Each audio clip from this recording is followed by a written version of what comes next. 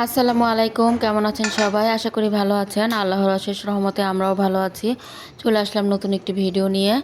আশা করি পুরো ভিডিওর সাথেই থাকবেন। তো এখানে আমি কয়েক পিস ইলিশ মাছ ছিল, মাথা লেজই বেশি, আর 2 পিস মাছ লেজ আর অনেকগুলো মাথা ছিল। তো ইলিশ মাছের মাথা তো শাকে দিলে খাওয়া হয়ে যায়, কিন্তু আমি তো ইলিশ মাছ খাবো না, এজন্য শাকে রান্না করলে খেতেও পারবো না, এজন্য আর দেই না। তো শাক এমনি ভাজি করব, আর মাথাগুলো ভাবতেছি কড়া করে ভাজবো। তো ইলিশ মাছের মাথা একেবারে কড়া করে মুচমুচে করে ভাজলে কিন্তু খেতে ভালোই লাগে।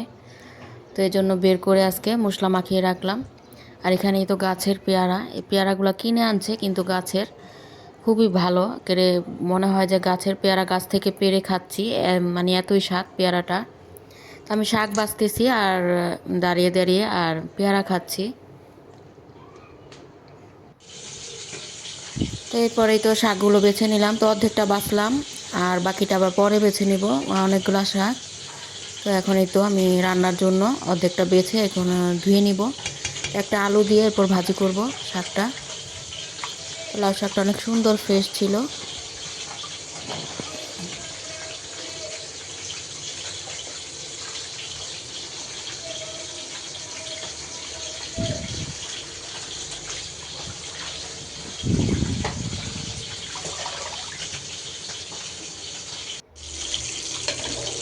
এরপরে তো ভাতটা বসায় দিলাম, আর এই তো মাছটাও ভাজা বসায় দিচ্ছি। তো মাছের পিসগুলো ভুনা করব পেঁয়াজ দিয়ে, আর মাথাগুলো এমনি মচমচা করে ভাজবো।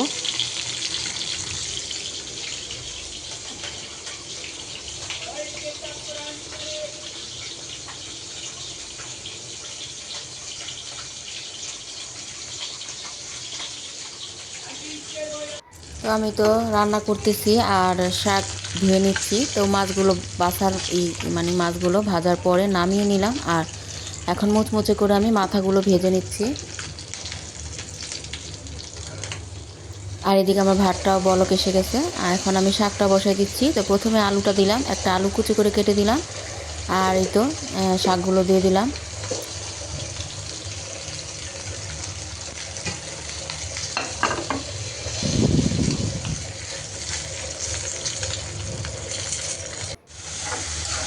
এখন আমি তো তরকারিটা বসাবো, তরকারিটা ভুনা করব পেঁয়াজ দিয়ে, টমেটো দিয়ে।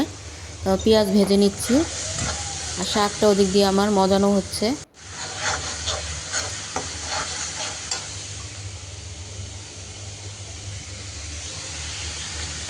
এখানে আমি মশলা দিয়ে মশলাটা কষিয়ে নিয়ে এরপর টমেটো দিয়ে দিলাম, আর স্বাদ মতো পরিমাণ মতো একটু লবণ, আর তো পরিমাণ মতো পানি দিয়ে এখন ঝোলের জন্য তো মাছগুলো ভাজা যে মাছগুলো ওগুলো দিয়ে দিলাম। আর এদিক দিয়ে আমার শাকটাও পানিটা শুকিয়ে যাচ্ছে, এরপর বাগার দিয়ে দিব। এই তো ফাইনালি তরকারিটা আমার প্রায় হয়ে গেছে। এখন এই তো রসুন কুচি আর পেঁয়াজ কুচি দিয়ে শাকটা বাগার দিয়ে দিচ্ছি। তো সবশেষে একটু ধনিয়া পাতা দিয়ে দিলাম। ইলিশ মাছে ধনিয়া পাতা না দিলেও হয়, তারপর আমি একটু দিই। আর একটু শাকেও ধনিয়া পাতা দিলাম, কারণ শাকে ধনিয়া পাতা দিলে ঘ্রাণটা অনেক সুন্দর আসে। এই তো আজকের মতো রান্না বাড়া শেষ। এখানেই তো মাছ ভুনা, শাক ভাজি আর ইলিশ মাছের মাথাগুলো মচমচা করে ভেজে নিলাম। তো আমি তো ইলিশ মাছ খাবো না, শাক খাবো আর গুঁড়া মাছ খাবো। তো গুঁড়া মাছ রান্না করাই ছিল, ফ্রিজে বের করে গরম করে নিলাম।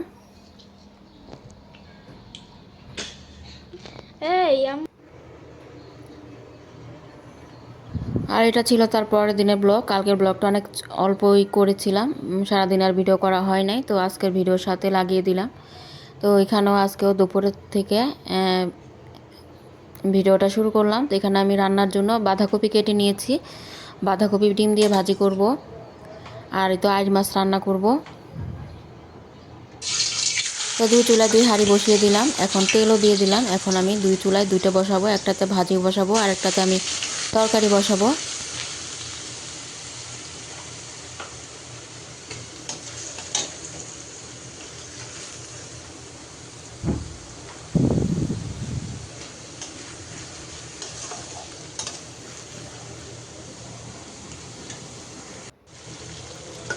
তো আজকে বাঁধাকপি আর ফুলকপি মিলিয়ে ভাজি করব। তো আজকে একটু অল্প অল্প করে মশলা দিলাম।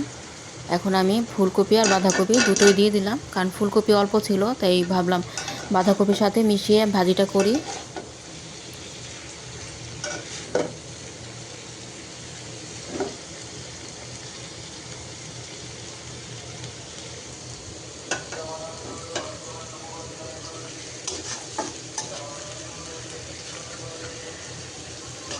এখন এই তো পেঁয়াজটা একটু ভেজে নিয়ে এরপর আমি একে একে সব মশলা দিয়ে দিব। তো প্রথমে স্বাদ মতো লবণ দিয়ে দিলাম,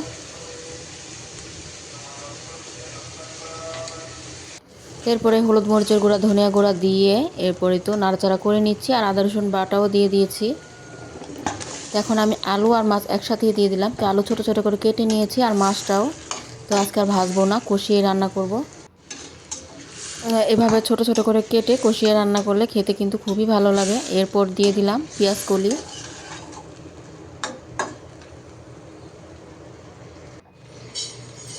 তো দুই চুলায় তো ভাজি হচ্ছে আর তরকারি হচ্ছে। এরপরে তো পরিমাণ মতো তরকারিতে আমি ঝোলের জন্য পানি দিয়ে দিব। তো মাছ আর আলুটা সিদ্ধ হতে যতটুকু পানি লাগবে অতটুকু আমি পানি দিয়ে দিলাম।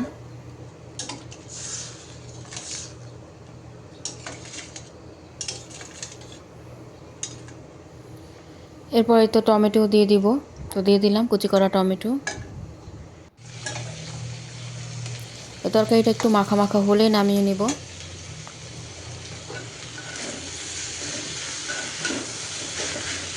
আর ভাজিটা আমি নেড়ে চেড়ে ভাজা ভাজা করে নিচ্ছি।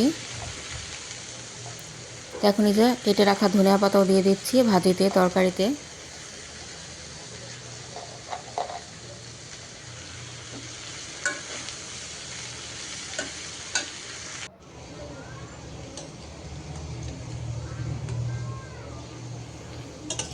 এরপরে তো ফাইনালি আমার তরকারিটা হয়ে গেছে, এখনই নামিয়ে নেব। আর এই তো ভাজিটাও হয়ে গেল। তো ভাজিটা আমি বেড়ে নিলাম বাটিতে। আর একটু গুঁড়া মাছ রান্না করতেছি সরিষার তেল দিয়ে অল্প করে। সবশেষেই তো ধনিয়া পাতা দিয়ে দিলাম আর তরকারিটাও তো হয়ে গেল। তো এরপর দুপুরে খেয়ে নিয়েছিলাম, দুপুরে আর ভিডিও করা হয়নি। তো এটা হচ্ছে সন্ধ্যার ভিডিও। তো ছোটো মেয়ে হঠাৎ করে বলতেছে খাবে, পাস্তা খাবে। তো ও নিজে নিজে সব কিছু করতেছে। তো ফ্রিজে একটু ক্যাপসিকাম ছিল, তো ক্যাপসিকাম আর গাজর কুচি অল্প একটু ছিল, তো ওগুলো ওই বের করে নিয়েছে আর ক্যাপসিকামটা কুচি করে নিয়েছে। আর আমি বললাম যে নুডলসের পাস্তাগুলা রাইস কুকারে সিদ্ধ করো আর বাগার দিয়ে দিও চুলায়। তো রাইস কুকারে পাস্তাটা সিদ্ধ করে নিয়েছে একটু তেল আর লবণ দিয়ে। এরপরেই তো চুলাতে পাস্তার যে গ্রেভিটা ওটা রান্না করে নিল। তো প্রথমে ডিম দিয়ে তো এরপর ক্যাপসিকাম গাজর এগুলো দিয়ে ভালোভাবে ভাজিটা করে নিয়েছিল। তো এরপর নামিয়ে রাখছিল, নামিয়ে চাটা বানালো। আর এই তো পাস্তাটা সিদ্ধ হওয়ার পর আমি ঝরা দিয়ে দিলাম। এরপরে তো পাস্তাটাও দিয়ে দিল। তো মাশাআল্লাহ লুডুস পাস্তা এখন কিন্তু আমার মেয়ে বানাতে পারে ভালোই, খুব ভালোই হয়। তো সয়া সস টমেটো সস সব কিছু দিয়ে রান্না করেছে। আর পেঁয়াজ কুচি কাঁচামরিচ সব কিছুই দিয়ে সুন্দর করে রান্না করলো। তো এখন এই তো খেয়ে দেখতেছে যে কেমন হয়েছে।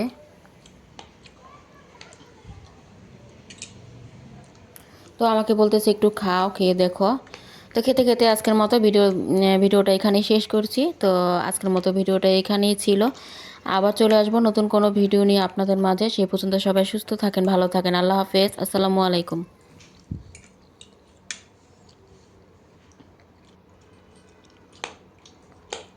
তো ভিডিও ভালো লাগলে লাইক কমেন্ট শেয়ার করে দিবেন, সাবস্ক্রাইব করে আমাদের পাশেই থাকবেন।